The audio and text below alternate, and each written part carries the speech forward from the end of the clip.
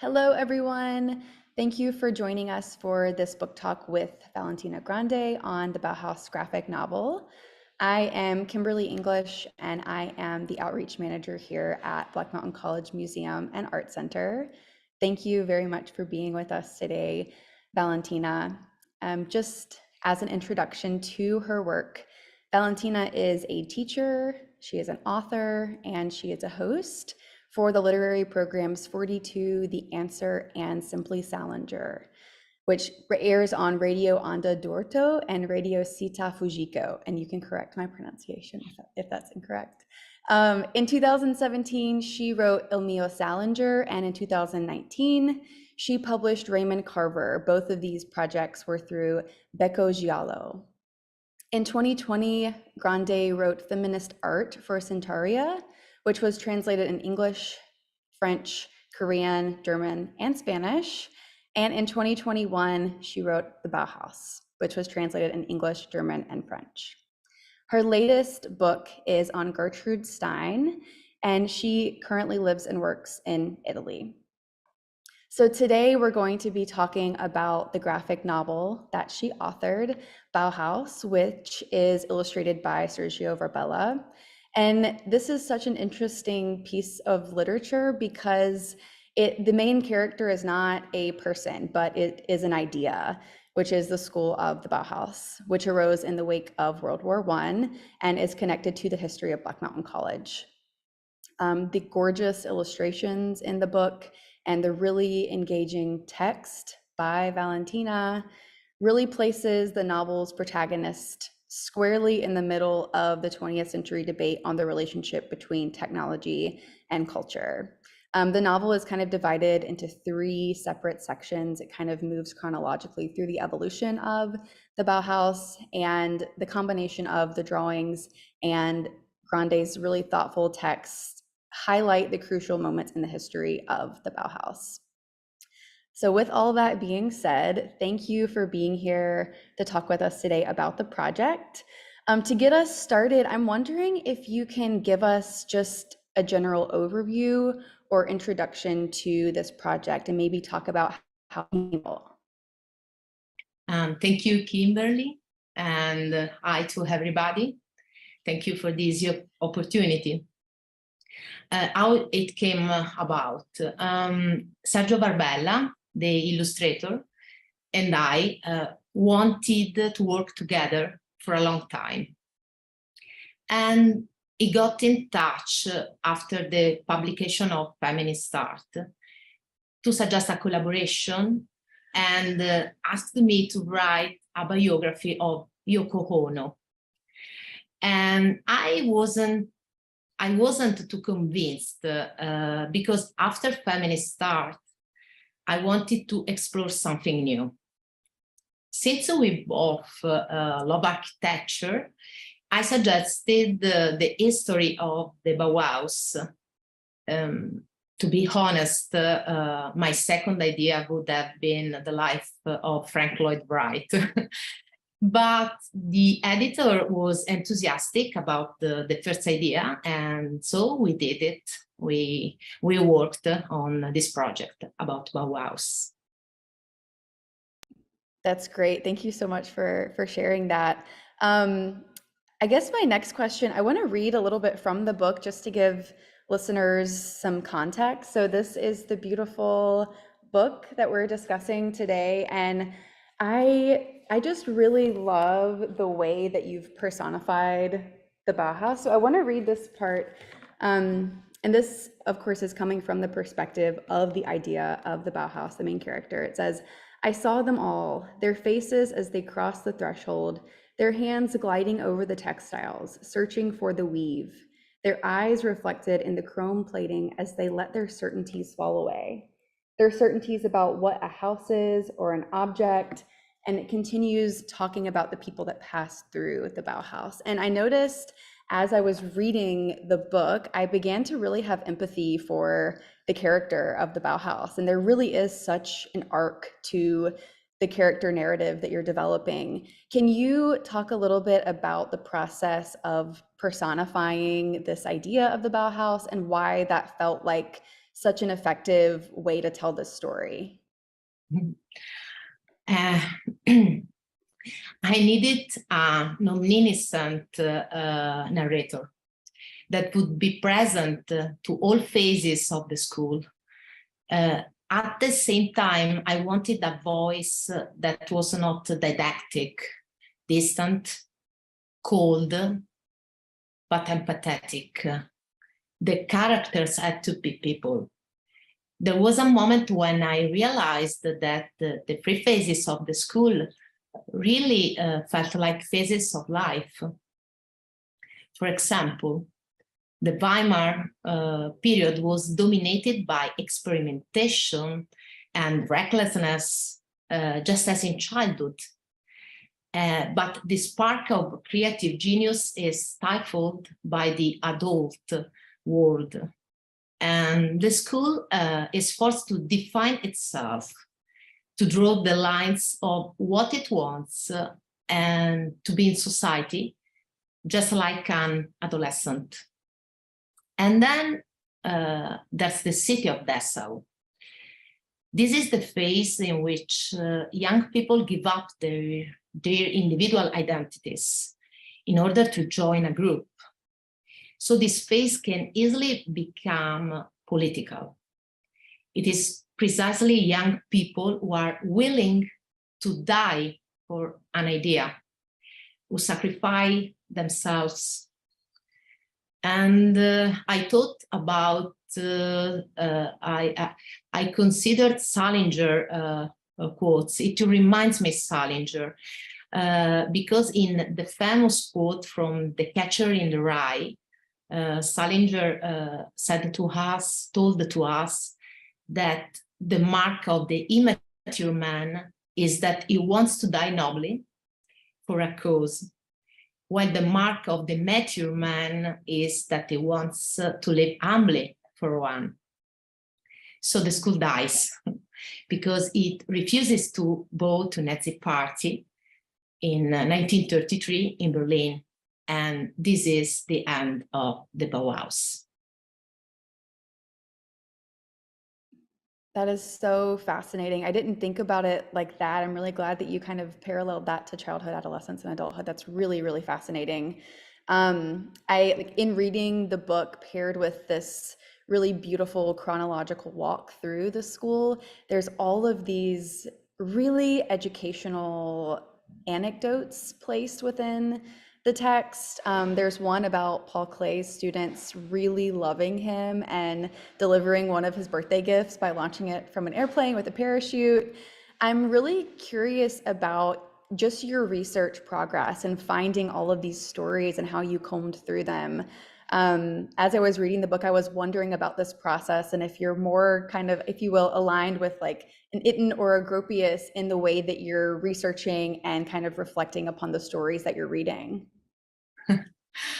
There are so many educational, many of the anecdotes in the book were taken from the book written by Nicholas Fox-Weber about the Bauhaus.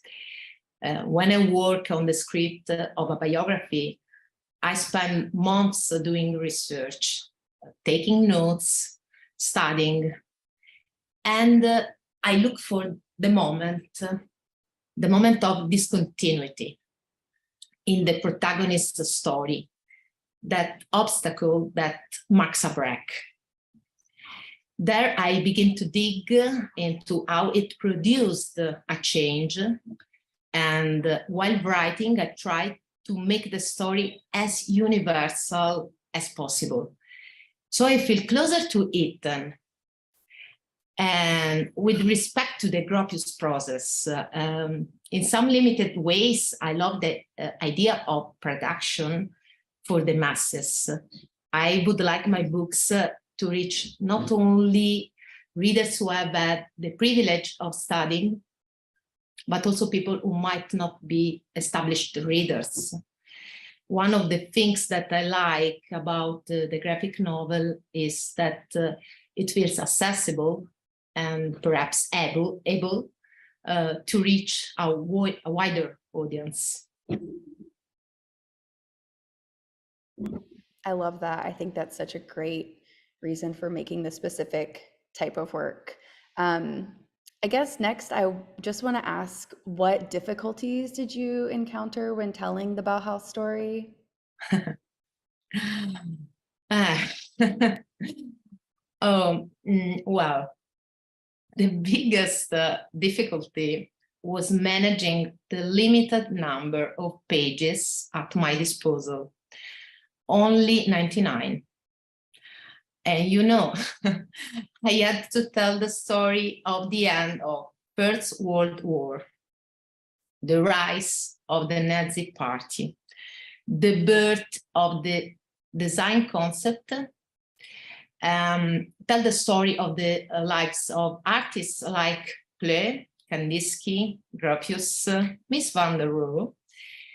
To all this, I wanted to add a wide-ranging perspective on the women of the Bauhaus. So you can imagine really too much for just 99 pages. And so it was really, really difficult. That sounds incredibly difficult, but reading it, it doesn't seem like that was, it seems like everything just fits together so well. You did such a beautiful job of synthesizing such a massive history. Thinking about this specific project as a graphic novel or as a graphic biography, I wanted to ask you, what is the difference between those two? Does this feel more like a biography because the Bauhaus is personified, or do you think of this as a graphic novel? You know, every human life is complex. The first challenge of biography, in my opinion, is to choose which truths to tell, which truths to highlight without judgment in telling the story, obviously. By not taking a stand, sometimes a biography can lose its spirit, can turn into just a dry sequence of facts that create emotional detachment in the reader. So I always think about how much I can allow myself to invent around the real story. And my books tend to tell two stories at once.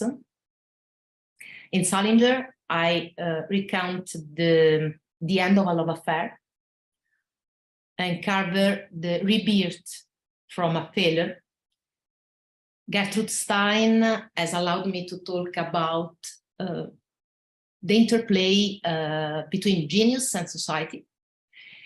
In the book Bauhaus, I address the power that prevents humanity from moving forward. Because in the name of order, it crushes the genius in each of us, I think. So yes, writing the Bauhaus felt to me very much like writing a biography. And as I think about it, there are also interesting comparisons to be made between graphic novels and traditional novels. In both cases, it is risky to create characters who are likable, but who lack complexity. And I think this. Yeah, that's really fascinating. I think thinking about that in relationship to your other work, yeah, I'm sure there is a lot of similarity, but it also is probably so different and distinct as well. I am curious about the creation of this project, specifically related to the illustrator, specifically related to Varbella. So what does the transition to drawing look like in the graphic novel process? What did the conversation between you and Sergio look like while you were working on this? In general, it depends on the relationship you have with the illustrator for the work. Sometimes it happens that I send an entire script to an illustrator without a real exchange of ideas back and forth. And I always been lucky enough to work with very good illustrators who have tended to share my vision of the work and the creative process. And we have exchanged views in ways that have allowed both of us to grow.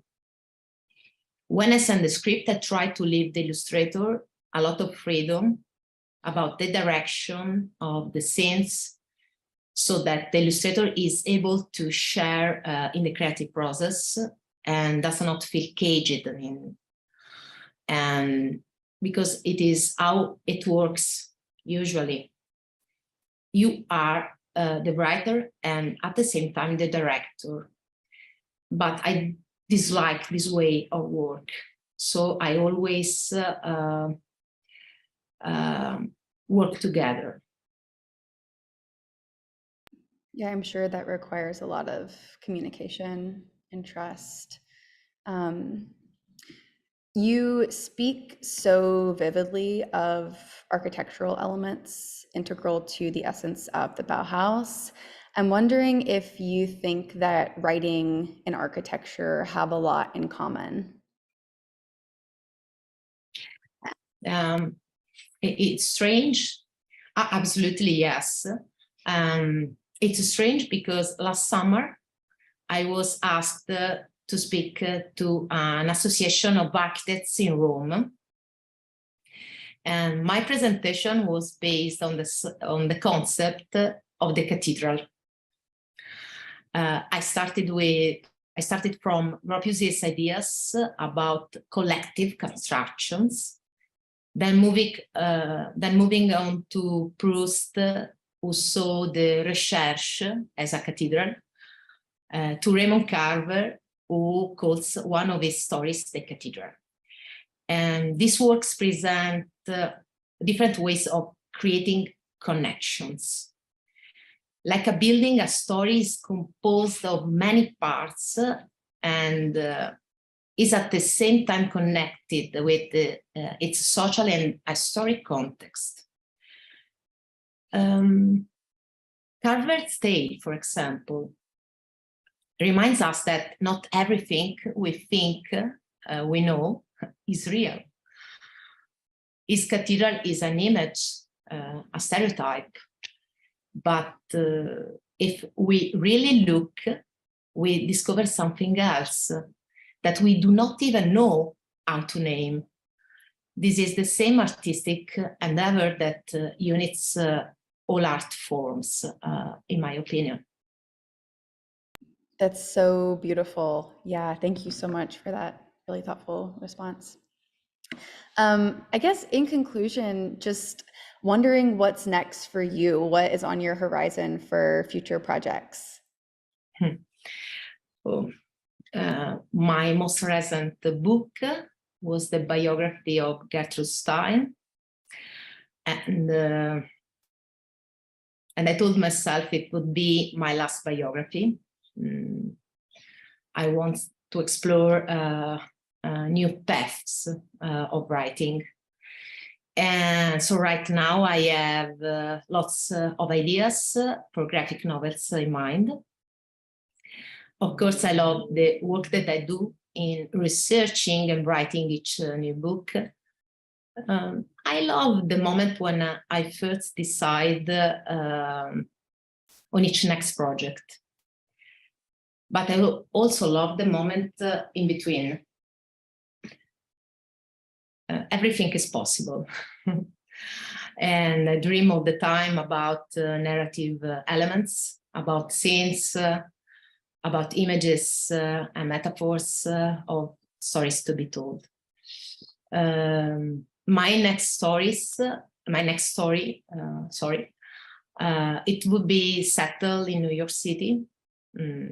I love United States, I can say it, but we'll see. That sounds wonderful. Thank you so much. I'm wondering if you would like to share anything from the text, if you'd like to share your favorite part or what was most rewarding to work on for you from the text. Oh, yeah, I like the beginning of the story, that melancholic sense of abandonment that only school can know. And I can read to you this part.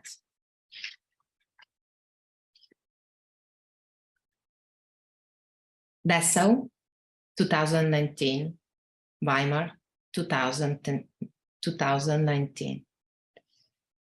Have you ever noticed that when we leave things alone, they become full, they become charged?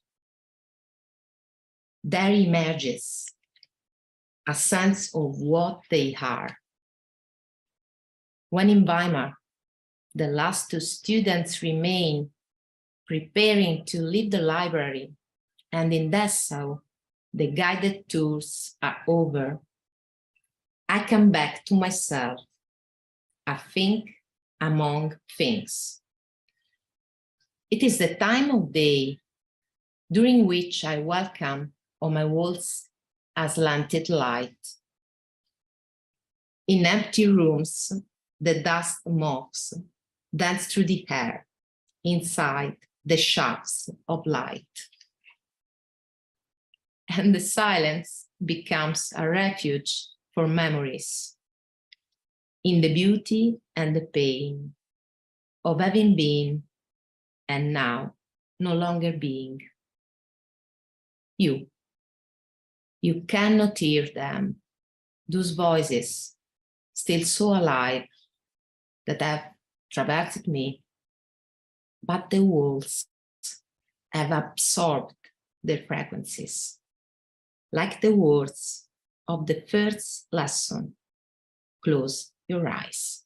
Wow, thank you very much, Valentina. It's such a beautiful, poetic introduction to the book. Thank you for reading that. Well, thank you, Valentina, for giving us this really brilliant behind-the-scenes look at this project and your work. You are so incredibly knowledgeable about so many things.